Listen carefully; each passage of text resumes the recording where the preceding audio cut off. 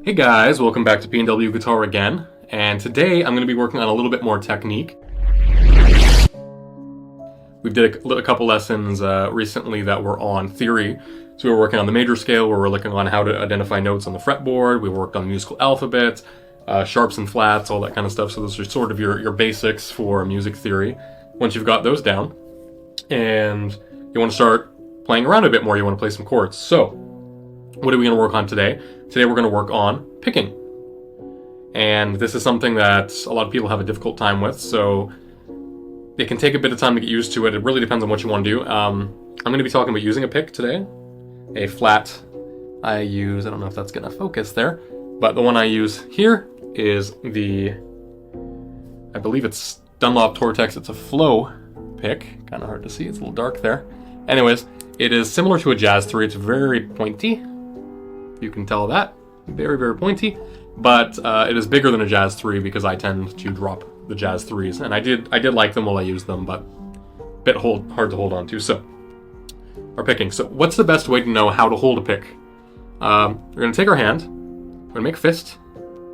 Fist like this. And we're going to put our pick on, it's hard to see here, this first finger. So as we curl that in, make our fist, we're going to put our pick flat there and then just grip down. So it's going to look like that, if that makes sense. Might be a little hard to see, but essentially you've got your fingers here curled in. You're going to put your pick right there, nice and cozy, and then just flat. And then you're going to want to take your fist, now that your pick's in there, and just bring it down on your guitar. And that's going to be a good basis for where your pick goes. So that's a good way to do it. Another good thing to remember is how do you strum? This is something that a lot of people when they're starting out with are kind of uncomfortable with. They feel like they're moving their whole arm. It's not really that at all. What you want to do is actually kind of flick your wrist. And the way that I remember it the best is just shake water off your hand. Just shaking water off the back of your hand, just like that. Nice and easy. Not putting a lot of effort behind it, not hurting ourselves. It's just, if you just washed your hands and you're just trying to get some water off it, that's the exact same motion. And that's kind of what we're doing. So, if we want to practice our picking from that aspect, what I would tend to do is, and you don't even need to play a scale, you can just do this with any chord. I'm going to use just my big, thick E string, and I'm going to go just nice, down. And what you really want to do is you want your pick to come through the string. So, and rest down on the next string. When you get a bit more advanced and you start playing more 16th notes or 32nd notes or something that's a bit more quick-paced, then you can, what you're going to want to do is you're going to want to stop the pick from going all the way to the next string, because every little bit that you allow that pick to move past the string is time that it takes to bring it back if you're playing the same string over again. Same thing goes with sweeping.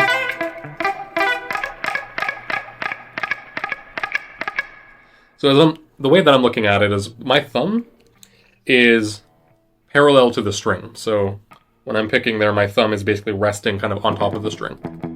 And I've got my palm, the fleshy part of my palm right here, resting kind of right here on my strings, right against the bridge. So that's how you're going to get your palm mutes,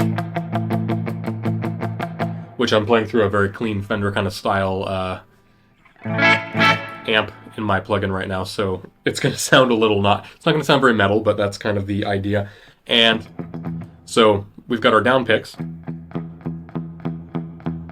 want to just get comfortable with that. You want to make sure there's no tension in your arm or your wrist. You're just shaking that water off nice and easy. You should be able to do this for quite a long time. If you're just starting, you might start getting a little cramped up in your hand. That's okay. If that feels that way, just, hey, shake it out. Get loose, come back to it. And then if you want to work on your alternate picking, which is when you're picking both down and then up, it's going to be the exact same thing. So I'm going to palm mute the string, and then I'm just going to pick down. And you can increase the speed up.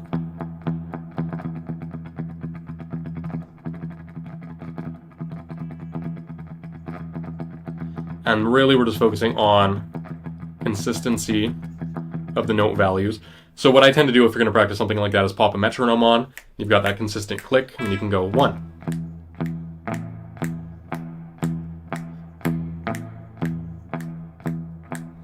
And then maybe it's your half notes, triplets, and then quarter notes, or eighth notes. And just something like that. I'm actually a little impressed with myself. I did get off time there a couple times, but I've never done that before with the snapping. So, hey, that was also a good exercise in doing two different timings at the same time. So that was interesting. But that's kind of your basic idea there. So you can set your metronome to whatever's comfortable. I think I tend to start around 120 usually. That might be fast for some people. So if that's the case, then feel free to take it down. And you can do the same thing. You can go through it like a diatonically. You can play every single note within a 4 fret distance. You're just gonna keep one finger per fret. So let's say 5, 6, 7, 8.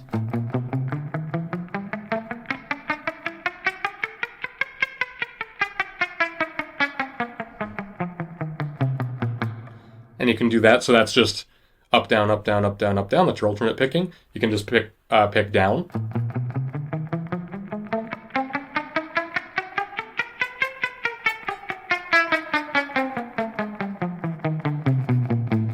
And I've got just the tiniest bit of reverb on there that'll help you keep pace. If you're on an acoustic, same difference, go for it. And then, you can also pick in triplets. Sometimes what I'll do there is I'll just pick each note as a triplet. So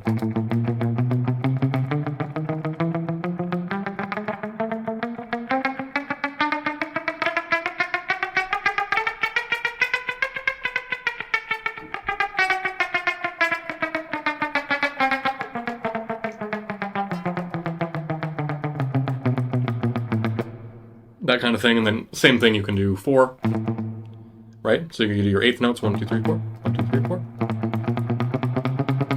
And that's really good because that helps you start getting used to moving your hand a little bit quicker. So you can do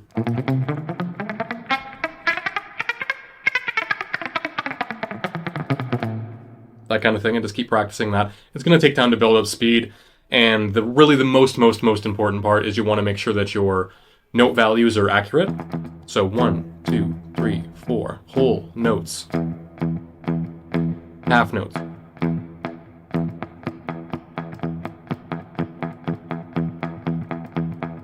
Then your triplets, triplet, triplet, triplet, triplet, triplet, triplet. And then your quarter or your eighth notes, 1, 2, 3, 4, 1, 2, 3, 4, 1, 2, 3, 4, 1, 2, 3, 4. Want to make sure that those are accurate to the timing that you're playing. So that's why I recommend the metronome. And outside of that, you really want to make sure that you're nice and loose. You're not locking up your wrist. You're not using your whole arm. You're not holding a lot of tension. You're not squeezing. You shouldn't see your muscles bulging. You're not flexing. You want to just be nice and loose and soft, and that's going to really help you play very nicely. Same goes with your fretting hand. Thumb, back of the neck.